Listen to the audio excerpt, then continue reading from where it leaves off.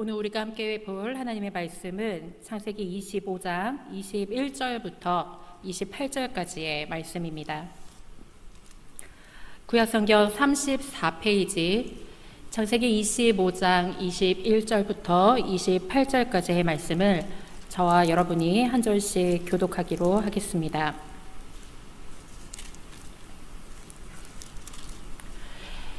이삭이 그의 아내가 임신하지 못하므로 그를 위하여 여호와께 간구하매 여호와께서 그의 간구를 들으셨으므로 그의 아내 리브가가 임신하였더니 그 아들들이 그의 태 속에서 서로 싸우는지라.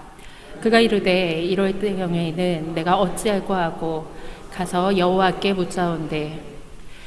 여호와께서 그에게 이르시되 두 국민이 내 태중에 있구나. 두 민족이 내 복중에서부터 나누이리라. 이 족속이 저 족속보다 강하겠고 큰 자가 어린 자를 섬기리라 하셨더라. 그 해산 기한이 찬즉 태의 쌍둥이가 있었는데 먼저 나온 자는 붉고 전신이 털옷 같아서 이름을 에서라 하였고 후에 나온 아우는 그 손으로 에서의 발꿈치를 잡았으므로 그 이름을 야곱이라 하였으며 리브가가 그들을 낳을 때에 이삭이 60세였더라. 그 아이들이 장성함에 에서는 친 익숙한 사냥꾼이었으므로 들사람이 되고 야곱은 조용한 사람이었으므로 장막에 거주하니 이삭은 에서가 사냥한 고기를 좋아하므로 그를 사랑하고 리브가는 야곱을 사랑하였더라. 아멘.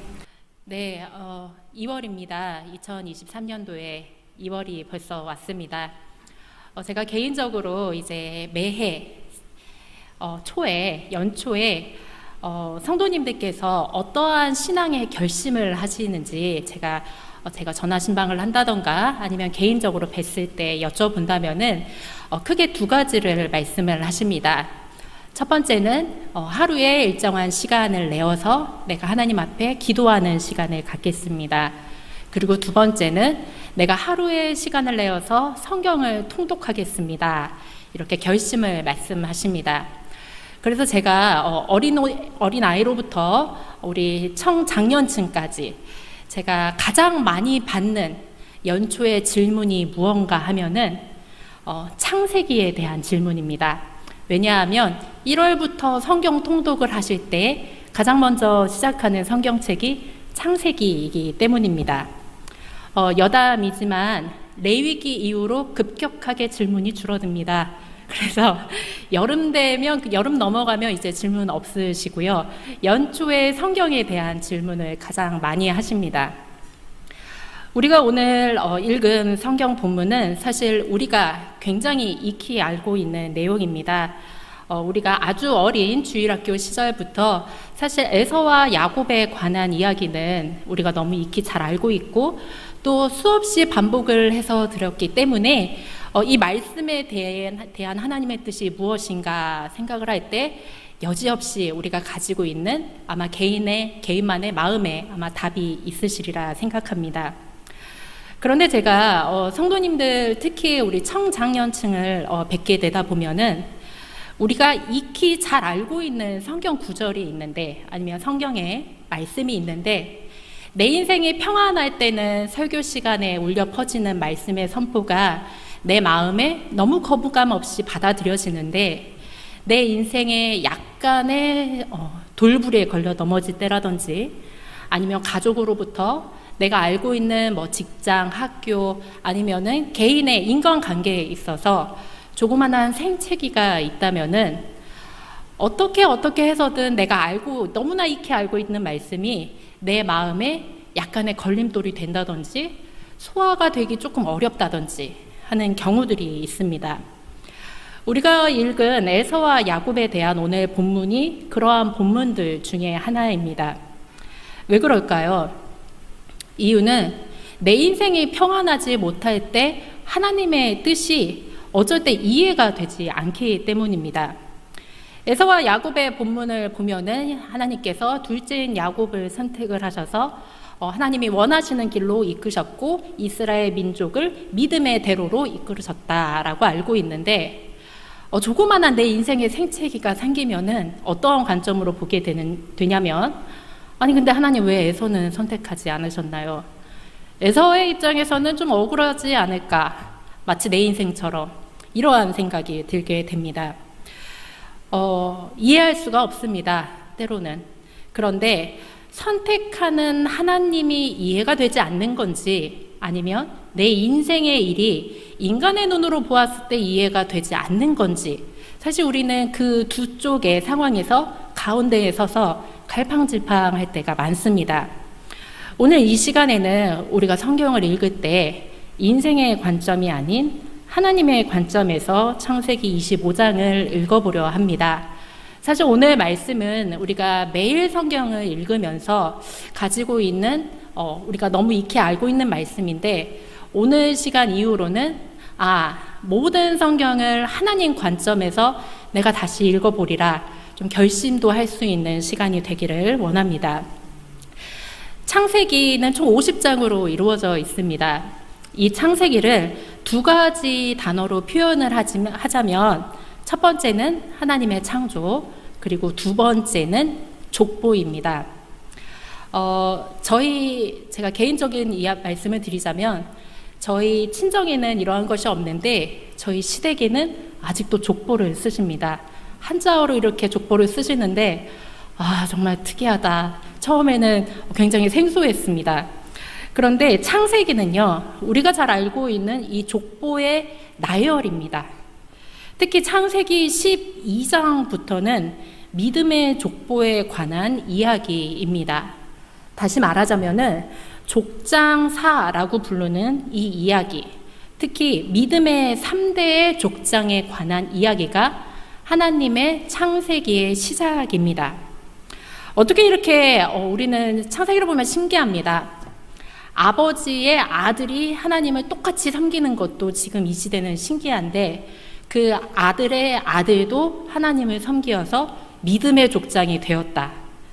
어떻게 보면은 집안 대대로 이 신앙이 옮겨지는 것, 그리고 하나님께서 대대로 이들과 대화하시고 이들의 인생에 구석구석 관여를 하셔서 이들에 대한 믿음을 심어주시는 것, 이 모든 것이 창세기에 기록이 되어 있는데, 읽다 보면은 가문과 가문을 이어서 하나님에 대한 신앙과 믿음을 고백하는 것이 어쩜 이렇게 아름다울까, 그리고 하나님께서 원하시는 믿음의 계승이, 신앙의 계승이 이렇게 이루어지는구나 라는 것을 깨달을 수 있습니다.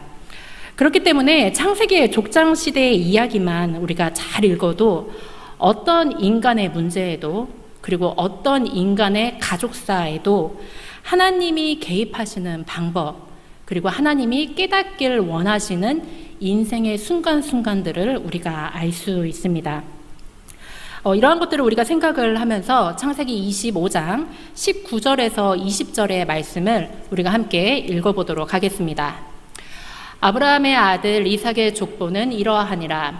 아브라함이 이삭을 낳았고 이삭은 40세에 리브가를 맞이하여 아내를 삼았으니, 리브가는 밧단 아람의 아람 족속 중 부두엘의 딸이요 아람 족속 중 라반의 누이였더라. 아멘. 우리가 다 아시다시피 아브라함의 아들은 바로 이삭입니다. 이삭의 인생의 출발은 그 어느 때보다, 그리고 어떤 가정의 자녀보다 순탄하게 시작을 했습니다. 성경을 읽어보면은 이삭이 태어났을 때 아브라함은 굉장한 부의 축적을 이루었습니다. 부유한 집안의 아들이었습니다. 그리고 이삭 자체는 너무나 순탄하게 결혼을 하였고 너무나 순탄하게 가장이 되었던 사람입니다. 우리가 한 발짝 떨어져서 보자면 이삭과 리브가와 그리고 리브가의 가정을 이루는 모든 것들은 하나님께 더할 나위 없이 축복을 받았었고, 그리고 그 축복의 대로가 아버지로부터 아들에 이르기까지 하나님이 함께 하시는구나 라는 것을 우리가 성경을 보면서 알 수 있습니다.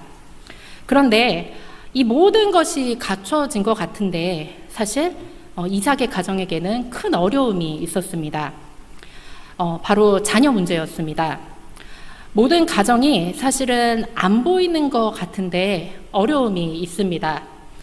어떤 교회 성도님들이나 직장에서 또는 사회생활을 하면서 맺은 가정들이 있습니다. 저 가정은 저 어려움이 있네. 저 가정은 내가 가지지 못한 부러움이 있네. 우리가 여러 가지 생각을 하면서 우리는 하루에도 몇 번씩 비교를 하게 됩니다. 그런데 사실은 눈에 보이지 않을 뿐이지 모든 가정에게는 부부, 자녀, 건강, 재물, 학식 또는 여러 가지 관계성에 있는 문제들을 가지고 있습니다. 환원하자면 문제 없어 보이는 가정이 있을 뿐이지, 그리고 드러나지 않을 뿐이지 모든 가정에게는 문제가 있습니다. 저도 별반 다르지 않습니다. 저도 모든 가정들이 가질 법한 고민들이 있고 어려움들이 있고 인생의 시련들이 있습니다. 그런데 이삭의 가정의 문제는 순탄한 집안에 부유한 부를 축적을 했어도 자녀가 없다는 어려움이 있었습니다. 무려 20년 동안이나 아이가 생기지 않았다고 성경에는 기록이 되어 있습니다. 그런데 성경을 보면은 신기한 관점이 하나가 있습니다. 이삭은 이 문제를 가지고 여호와께 간구했다고 성경에 기록이 되어 있습니다. 그의 아버지 아브라함을 보면요, 아브라함도 자녀가 생기지 않아 고민이 많았습니다. 그래서 아브라함이 택했던 것은 또 다른 후첩을 데려와서 자녀 생산을 하는 거였습니다. 하나님이 말씀을 하셔도 인간적인 두려움 때문에 하갈이라는 여성을 데려와 이스마엘을 낳았다는 것이죠. 그런데 이삭은 조금 달랐습니다. 후첩을 드린 것도 아니고 이거 가지고 리브가와 부부싸움을 한 것도 아닙니다. 이삭이 한 거는 하나님께만 간구했다는 것입니다. 모든 문제가 있지만 하나님께만 이야기하고 하나님 앞에서만 내 머리를 숙여서 간구했던 사람이 바로 이삭입니다. 그런데 이삭이 간구했을 때 하나님이 바로 응답을 하셨을까요? 아닙니다. 우리들도 다 기도의 제목들이 있습니다. 저도 가정과 여러 가지 목회에 대한 고민들이 있고 아마 여기 계신 분들도 가정과 자녀와 부모님에 대한 여러 가지 고민이 있으실 텐데 어제 기도했다고 하나님이 오늘 들어주시는 경우 있지만 거의 없습니다. 작년에 기도했던 거, 5년 전에, 10년 전에 기도했던 거, 물론 하나님이 다 들어주셨지만 그것을 바로 응답하시는 경우도 있고 하나님이 그 응답의 시간을 계속 늦추시기 때문에 이 응답을 하나님이 언제쯤 해주실까? 아니, 하나님 도대체 들으시기는 하실까? 우리가 여러 가지 마음의 고민을 가질 때가 있습니다. 그러면 우리는 인간적인 관점에서는 하나님 참 무심하시지, 이렇게 생각도 많이 합니다. 그런데 우리가 이것은 길을 걸을 때와 똑같은 겁니다. 골목길을 걸을 때 우리는 골목이 꺾이고 저 골목이 다시 꺾이고 이러한 것을 길 위를 걸을 때는 알지 못하는데 땅에서부터 우리가 한 2, 3m만 뛰어서 위에서 보게 된다면 그 골목길이 어떻게 그려지는지 지도를 보는 것처럼 훤히 보이게 됩니다. 땅에서 보는 것은 인간적인 관점이고 2, 3m 뛰어서 하늘에서 보는 것이 하나님 관점입니다. 하나님 관점에서는 사실 인자가 기도의 자리에 있게 하시는 것, 이것이 하나님께서 믿음의 가문과 믿음의 족보를 이루어 가시는 방법입니다. 아브라함과 이삭, 야곱, 이 3대를 이루는 족장들에게는요, 믿음이 바닥칠 때가 분명히 있었습니다. 순탄하게 보이는 것 같지만 성경 한 절과 한 절 그 사이에 있는 간극 속에서 수많은 인생의 문제들이 우리가 가지는 것과 동일하게 있었습니다. 그런데 우리가 이 창세기를 읽으면서 확신할 수 있는 것은 이해 안 되고 설명되지 않는 일들을 통해서 비로소 믿음이 자라는 경우를 우리가 만나게 됩니다. 모든 인간들이 마찬가지인데 우리가 신앙이 깊어진다는 것, 믿음의 눈이 열리고 영안을 통해서 이 세상을 바라본다는 것, 이러한 것들은 사실 설명되거나 논리적으로 이해되지 않습니다. 이성으로 해결될 수 없는 일들인데 설명되지 않고 이해할 수 없는 일들로 믿음이 자라게 됩니다. 이삭도 마찬가지였습니다. 이삭은 20년 동안 기도했습니다. 20년 동안 하나님이 이루시려는 역사가 무엇인지, 분명히 자기 아버지 아브라함은 우리 가문을 통해서 이스라엘이라는 큰 민족이 일어날 거라고 말씀하셨는데 무려 20년 동안이나 나에게는 후사가 없다. 이것을 가지고 절망했을 법한도 한데 이삭은 오로지 하나님께 간구했다라고 기록이 되어 있습니다. 제가 학생 시절 여학생 모임이 하나가 있었습니다. 가까이 교제하던 분들과 만들었던 기도 모임이었는데요. 거기에는 이제 한국인들도 계셨고 이주 여성도 계셨고 홍콩 사람도 여러 민족이 모여서 같이 하는 기도 모임이었습니다. 그런데 대부분 이제 저희의 연령대가 30대에서 50대였습니다. 그 당시. 그런데 30대에서 50대 여성들 몇 명이 모여서 기도를 했는데 기도의 제목들이 너무나 각양각색이었습니다. 당시 어떤 기도 제목들이 있었냐면 남편이 있으신 어떤 여성분은 남편과의 갈등이 문제였고 부부가 학생인 경우에는 아이가 없어서 고민이었고 싱글이셨던 어떤 이주 여성분은 돈이 없어서 학교를 계속 지속할 수 있는지에 대한 고민이 있으셨고 그리고 자신의 신체 고민에 대해서 아니면은 자신이 어떤 불치병에 걸렸는데 이것이 진전이 없는데 병원 갈 돈이 없어서 수많은 기도의 제목들이 있었습니다. 그런데 중요한 것은 이 기도 모임이 저희가 2년 정도 지속이 되었었는데 기도 모임은 처음 할 때나 마지막 할 때나 동일하게 저희가 응답을 받고 그리고 간증을 했던 것이 무엇이냐면 사실 우리에게는 기도가 몇 년 동안 지속이 되어다 보니 하나님이 기도를 지금 응답해 주시던지 응답해 주시지 아니하시던지 이것이 사실 저희에게는 중요하지 않다는 것을 깨닫게 되었습니다. 기도를 응답해 주시며 응답해 주시는 대로 감사한 것이고 기도를 응답하지 않으셨다면은 내가 지금 기도의 자리에 머물게 하신 하나님의 뜻을 헤아릴 수 있어서 감사하다는 것을 우리가 깨닫게 되었습니다. 우리는 때로는 납득되지가 않습니다. 한평생 기도를 했는데 왜 안 되는 것일까? 하지만 기도가 응답되지 않아도 감사할 수 있는 것이 우리가 이해할 수 없고 설명할 수 있는 믿음이 커가는 과정입니다. 왜냐하면은 그 기도의 응답이 돌고 돌지언정 언젠가는 하나님이 확답을 주실 것이라는 것을 알기 때문입니다. 혹시 이 자리에 가정의 불화나 아니면 자녀에 대한 고민이 있으시거나 아니면 직장 생활을 할 때 재물에 관해서 이해할 수 없는 이해할 수 없는 문제에 고민과 시련이 있으시다면 내가 그 기도의 자리를 얼만큼 쌓아왔고 그 기도의 자리를 통하여서 내 또 다른 영안이 열렸는지를 하나님께 우리가 묻기를 원합니다. 창세기 25장 21절에 보면은 이렇게 기록이 되어 있습니다. 이삭이 그의 아내가 임신하지 못하므로 그를 위하여 여호와께 간구하매 여호와께서 그의 간구를 들으셨으므로 그의 아내 리브가가 임신하였더니 1년이 지나고 5년이 지나고 10년이 지났는데 이삭의 기도는 들어주시지 않았습니다. 그런데 그 기도의 연수가 쌓이고 기도의 자리가 깊이 패일 때쯤 되니 하나님께서 이삭과 리브가의 기도를 응답해 주셨습니다. 임신 자체가 중요한 게 아니라 이삭의 기도를 들어주셨다가 중요합니다. 우리가 창세기 25장 21절을 다시 한번 볼까요? 뭐라고 기록이 되어 있냐면 여호와께서 그의 간구를 들어주셨으므로 리브가가 임신하였다라고 기록이 되어 있습니다. 임신이 먼저가 아니라 그의 간구를 하나님이 들으셨다가 먼저입니다. 들어주셨다는 믿음을 먼저 고백하는 이삭이 있었기에 그의 가문이 믿음의 가문이 된 것입니다. 믿음의 족보는 그냥 이루어지지 않습니다. 우리도 지금 한 믿음의 가문을 이루어가고 있는 중이지 않습니까?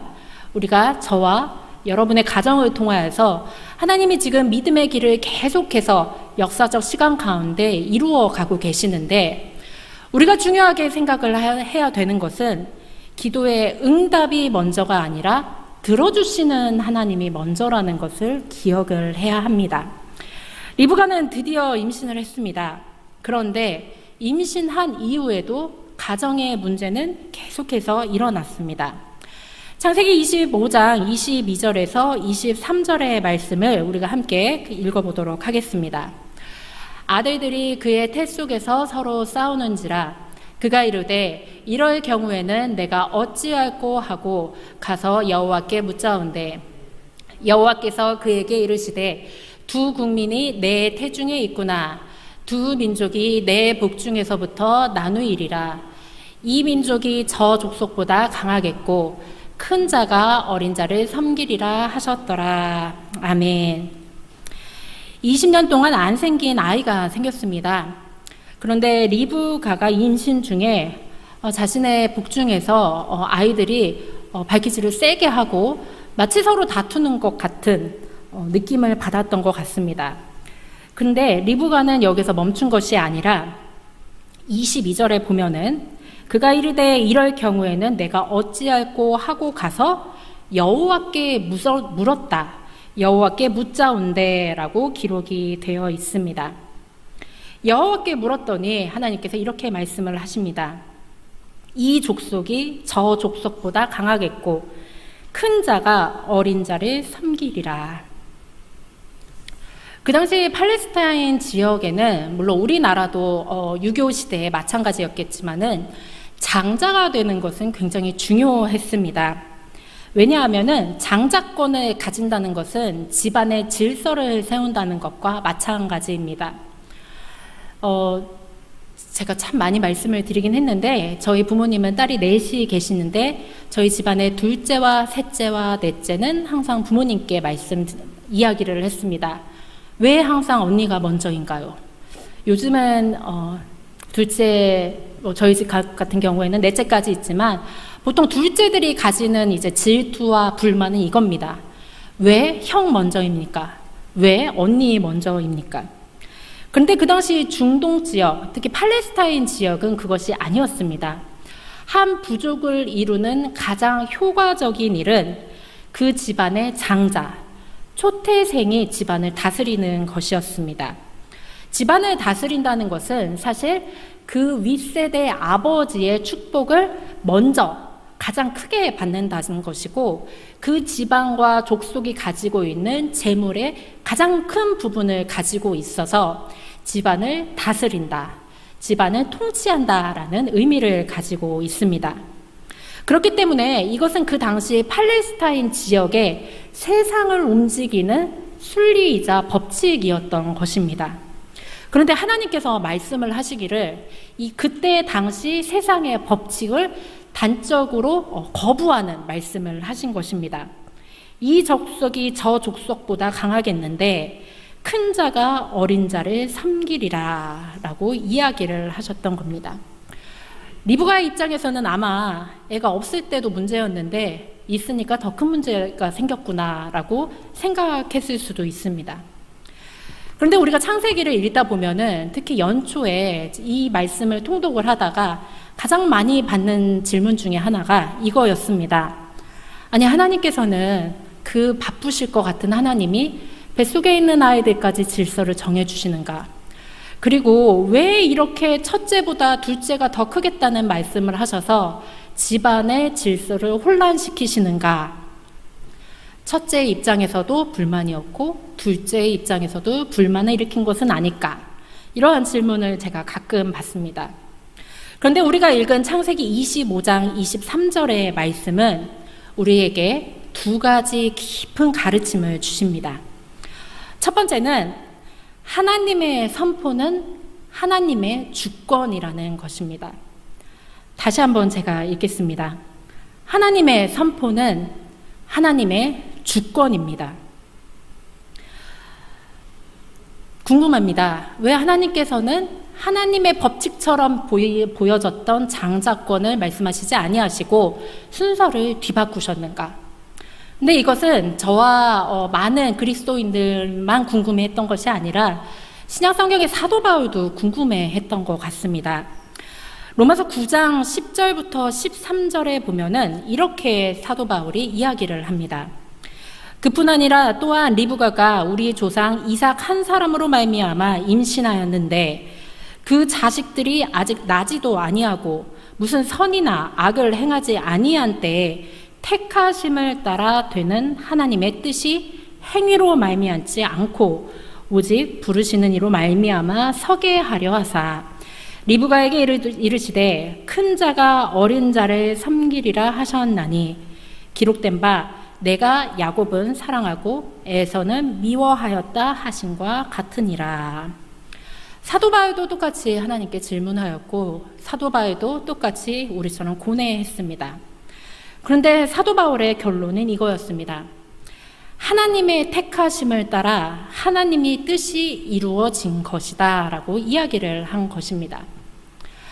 여기에 대해서 사도 바울이 쭉 이어서 로마서 9장 14절부터 24절까지 이거에 대한 설명을 하고 있습니다. 오늘은 성경을 조금 많이 읽습니다. 그래서 저희가 오늘은 로마서 14절부터 24절까지 조금 긴 말씀인데 함께 읽도록 하겠습니다. 함께 읽겠습니다. 그런즉 우리가 무슨 말을 하리요? 하나님께 불의가 있느냐? 그럴 수 없느니라. 모세에게 이르시되 내가 긍휼히 여길 자를 긍휼히 여기고 불쌍히 여길 자를 불쌍히 여기리라 하셨으니 그런즉 원하는 자로 말미암음도 아니요 다른 박질하는 자로 말미암음도 아니요 오직 긍휼히 여기시는 하나님으로 말미암으니라. 성경이 바로에게 이르시되 내가 이 일을 위하여 너를 세웠으니 곧 너로 말미암아 내 능력을 보이고 내 이름이 온 땅에 전파되게 하려 함이라 하셨으니 그런즉 하나님께서 하고자 하시는 자를 긍휼히 여기시고 하고자 하시는 자를 완악하게 하시느니라. 혹 내가 내게 말하기를 그러면 하나님이 어찌하여 허물하시느냐 누가 그 뜻을 대적하느냐 하리니 이 사람아 내가 누구이기에 감히 하나님께 반문하느냐 지음을 받은 물건이 지은 자에게 어찌 나를 이같이 만들었느냐 말하겠느냐 토기장이가 진흙 한 덩이로 하나는 귀히 쓸 그릇을 하나는 천이 쓸 그릇을 만들 권한이 없느냐 만일 하나님이 그의 진노를 보이시고 그의 능력을 알게 하고자 하사 멸하기로 준비된 진노의 그릇을 오래 참으심으로 관용하시고 또한 영광 받기로 예비하신 바 긍휼의 그릇에 대하여 그 영광의 풍성함을 알게 하고자 하셨을지라도 무슨 말을 하리요?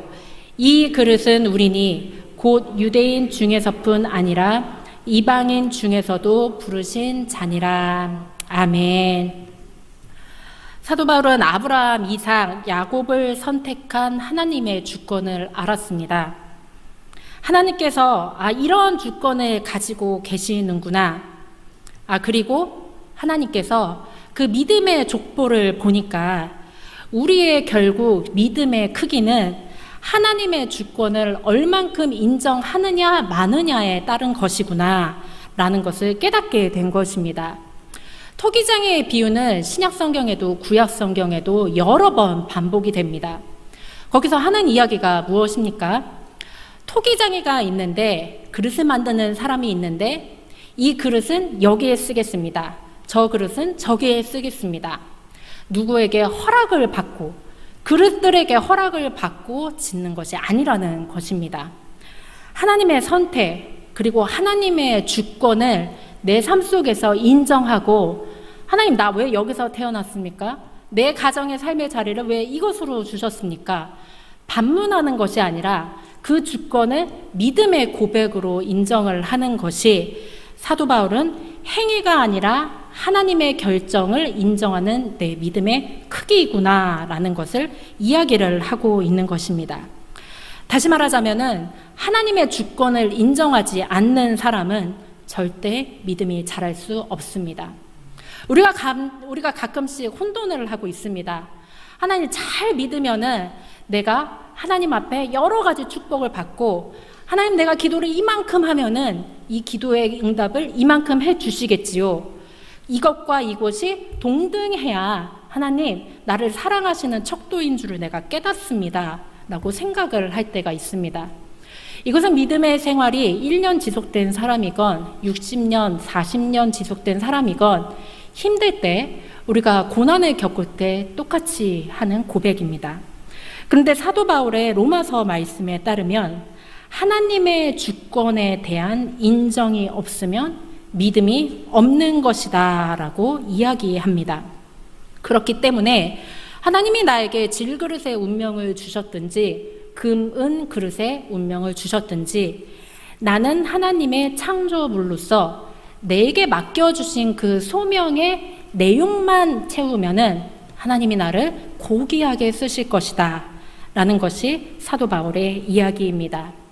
창세기 1장과 2장을 보면은 하나님께서 우리에게 생육하고 번성하라, 땅을 지배하고 정복하라, 땅을 다스리라 말씀을 하십니다. 그리고 하나님이 또 선포를 하십니다. 에덴 동산에 있는 선악과를 너희가 따먹지 말라라고도 말씀을 하십니다. 우리가 이것을 읽었을 때 우리가 인생의 험난한 골짜기를 다니면 흔들릴 수밖에 없는 말이지만, 우리가 하나님의 눈에서 이 글을 읽으면 이것은 하나님의 주권입니다. 이 주권을 인정하지 못하면은 내가 아무리 논리적으로 이성적으로 신앙을 설명하고 그리스도인의 삶을 우리가 알려고 해도 결코 깨달아질 수가 없는 것입니다.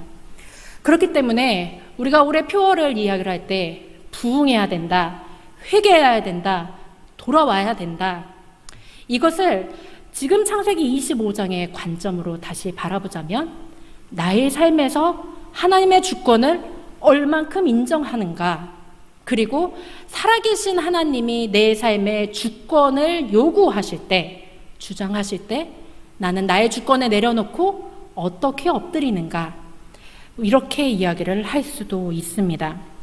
이것은 불공평하다고 할 수 있는 문제가 아닙니다. 그렇기 때문에 지금 우리가 알고 있는 너무나 많은 물질 만능주의와 이성적인 것들, 그리고 우리가 말하는 인본주의 관점으로 성경을 읽으면 성경은 사실 창세기 1장 1절부터 읽어내려갈 수 없는 책입니다. 시대의 이치와 가치를 따라가면서 성경을 함께 따라갈 수 없습니다. 성경에 하나님의 주권을 먼저 인정을 할 때 그 다음에 우리의 인생의 문제가 하나님의 관점으로 볼 수 있다는 것입니다. 우리가 창세기 25장의 말씀을 우리가 하나님의 선포와 하나님의 주권으로 먼저 알아야 된다고 이야기를 했습니다. 두 번째는 이 하나님께서 말씀하신 먼저 된 자가 어린 자를 섬기리라, 이 말씀을 우리가 두 번째 뜻을 알고자 할 때 하나님의 주권은 인간의 관점으로 곡해하지 말아야 한다는 것입니다. 다시 이야기하자면 큰 자는 섬기는 것이 하나님 나라의 법칙입니다. 여기에 대해서 우리가 마태복음에 수많은 말씀들이 나와 있습니다. 마태복음 20장 20절에서 28절까지의 말씀을 우리가 함께 보도록 하겠습니다. 그때 세베대의 아들의 어머니가 그 아들들을 데리고 예수께 와서 절하며 무엇을 구하니, 예수께서 이르시되 무엇을 원하느냐, 이르되 나의 이 두 아들을 주의 나라에서 하나는 주의 우편에 하나는 주의 좌편에 앉게 명하소서. 예수께서 대답하여 이르시되 너희는 너희가 구하는 것을 알지 못하는도다. 내가 마시려는 잔을 너희가 마실 수 있느냐? 그들이 말하되 할 수 있나이다. 이르시되 너희가 과연 내 잔을 마시려니와 내 좌우편에 앉은 것은 내가 주는 것이 아니라 내 아버지께서 누구를 위하여 예비하셨든지 그들이 얻을 것이니라. 열제자가 듣고 그 두 형제에 대하여 분이 여기거늘 예수께서 제자를 불러다가 이르시되 이방인의 직권자들이 그들을 임의로 주관하고 그 고관들이 그들에게 권세를 부리는 줄을 너희가 알거니와 너희 중에는 그렇지 않아야 하나니 너희 중에 누구든지 크고자 하는 자는 너희를 섬기는 자가 되고 너희 중에 누구든지 으뜸이 되고자 하는 자는 너희의 종이 되어야 하리라. 인자가 온 것은 섬김을 받으려 함이 아니라 도리어 섬기려 하고 자기 목숨을 많은 사람의 대속물로 주려 함이니라. 아멘. 우리가 이삭과 리브가의 훗날을 알고 있습니다. 어떻게 되냐면 애굽과 야곱, 에서와 야곱을 이 두 부모님이 각각 편애를 합니다. 그래서 이삭은 에서를 사랑하고 리브가는 야곱을 사랑합니다. 자녀들이 많은 집안에서 부모님들이 깨물어서 안 아픈 자녀가 없지만 아픔의 정도는 다르다. 이것을 불문율이라고 주위 분들이 저한테 많이 말씀을 하셨습니다. 부모님들 중에 편애하는 자녀들이 우리 중에는 없겠지만 있는 세상의 가정들도 있다고 합니다.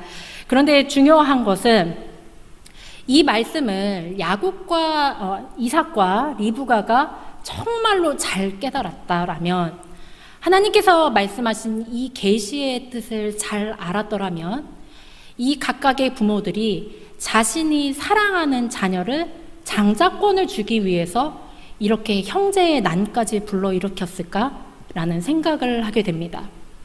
큰 자가 어린 자를 섬기는 것은 하나님 나라의 법칙입니다. 마태복음에 예수님께서 말씀을 하시기를 내가 온 것조차, 내가 이 세상에 너희의 육신의 몸을 입고 온 것조차 섬기려 하기 위해서다. 다시 말하자면 너희 중에 하나님 관점에 으뜸이 되고자 하는 자 있느냐? 그렇다면 누구든지 서로의 종이 되어서 겸손하게 그를 섬기어야 된다 말씀을 하셨습니다. 하나님께서 말씀하신 계시를 이 이삭과 리브가가, 에서와 야곱이 정말로 마음속에서 잘 깨달았더라면은 어쩌면 성경의 이야기는 조금 다르게 형제의 난을 그렸을 수도 있습니다. 마태복음 19장 27절에서 30절에는 이렇게 기록이 되어 있습니다. 29절에서 30절만 우리가 함께 읽도록 하겠습니다. 또 내 이름을 위하여 집이나 형제나 자매나 부모나 자식이나 전토를 벌인 자마다 여러 배를 받고 또 영생을 상속하리라. 그러나 먼저 된 자로서 나중되고 나중된 자로서 먼저 될 자가 많으니라. 마가복음 9장 42절에도 이렇게 쓰여져 있습니다. 또 누구든지 나를 믿는 이 작은 자들 중 하나라도 실족하게 하면 차라리 연자 맷돌이 그 목에 매어 바다에 던져지는 것이 나으니라. 아멘. 하나님 나라의 법칙은 먼저 된 자가 나중되고, 그리고 작은 자를 섬기고 작은 자가 하나님 안에서 동등한 가치를 얻는 것이다 라고 마태복음과 마가복음 또한 사복음서에 기록이 되어 있습니다. 우리가 창세기 25장의 말씀을 통하여서 깨달을 수 있는 것은 하나님의 선포는 하나님의 주권입니다. 그리고 하나님께서 말씀하신 먼저 된 자가 나중 된다는 것은 세상의 관점에서 봤을 때 내가 뒤처지거나 2등으로 전락하는 것이 아니라 하나님의 관점에서 봤을 때 으뜸되는 자의 자리에 선다는 것입니다. 이렇게 이삭과 리브가의 자녀들은 하나님 앞에서 계시를 받았고 이들은 각자의 인생의 길로 걸어 들어갔습니다. 장자권이 도대체 무엇이 중요할까요? 장자권이란 세상의 관점에서 말하면은 내가 더 많이 갖고 그리고 집안을 통치하는 권리를 이야기합니다. 이것을 향해서 에서와 야곱은 다른 박질하였습니다. 내가 큰 자가 되고 싶어 했고 내가 어린 자가 되기 싫어서 자신의 인생의 모든 것을 걸어 야곱은 속이는 자가 되었고 형의 발꿈치를 잡았습니다. 에서는 이 장자권의 가치를 몰랐습니다. 마치 우리가 그리스도인들이 세상에서 그리스도인의 가치를 모르고 사는 것과 똑같이 이것을 자신의 실리대로 팔고 명분에 의하여서 귀중한 것, 값어치 없는 것, 가치를 매기게 되었습니다. 이 말씀을 통하여서 우리는 여러 가지를 깨달을 수 있는데 우리의 삶 속에서 나는 하나님의 주권을 얼마나 선포하고 있습니까? 그리고 내 가정에서 내 자녀들에게 하나님의 주권을 나는 어떻게 이야기하고 있습니까? 두 번째로는 내 가정에서 그리고 영주교회에서 나는 과연 먼저 된 자입니까? 아니면은 나중된 자를 섬기는 자입니까?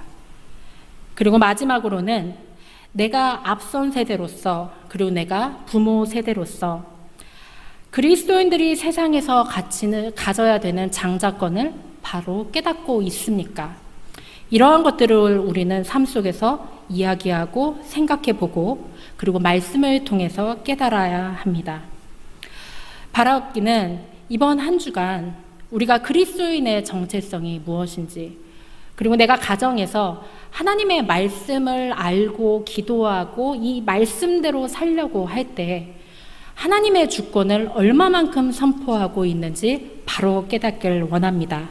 그러면서 우리가 그리스도인들의 정체성을 바로 깨달아 내 삶 속에서 이해하지 못하는 일이 나의 믿음으로 이끄는구나.